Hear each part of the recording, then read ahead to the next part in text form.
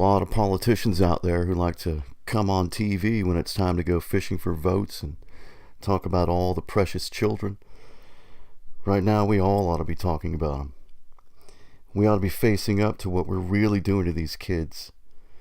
They're trapped in a nightmare where the new normal is being blown to pieces while you're just minding your own business. If you've never seen one, go watch a video of some school having an active shooter drill. Just look at what we're doing.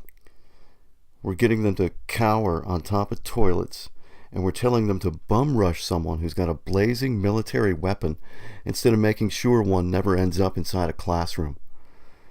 We're telling them it's perfectly okay to expect their own violent deaths, and then we expect them to act like there's nothing wrong with the world they're trying to grow up in. It's just hideous abuse. That's how out of control we are. In our neighborhoods, little kids are dealing with the same kind of PTSD battlefield veterans end up with, and it's from all the gunfire and death that won't stop ruining their lives. That's not some far-flung wasteland no one ever heard of. That's us.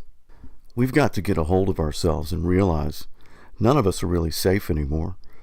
Why do we think unarmed people keep ending up dead because the police thought they were going to be killed? Is it because cops are all just homicidal maniacs? Maybe it's because they watch the news like the rest of us and they're scared out of their minds. And what else should we expect? We now have a mass shooting in this country almost every day. That's at least 4 people being shot or killed at the same time. You add to that all the routine gun violence that goes on all day, every day, and it's a perfect storm that makes every one of us a target. This is what having all these guns is doing to us, and we've got to snap out of it. If our elected leaders can't find the will to come up with some real gun control, then we the people are just going to have to light a real fire under their ass. Too many of them are willing to literally trade innocent lives and our basic security in exchange for the money that props up their careers. I don't know about you, but that ain't what I was taught to believe in. But I'm willing to give them a chance to start doing the right thing right now, because the only thing worth caring about right now is the safety of the American public. They can take their punishment later, when it comes time to see who gets to stay in office.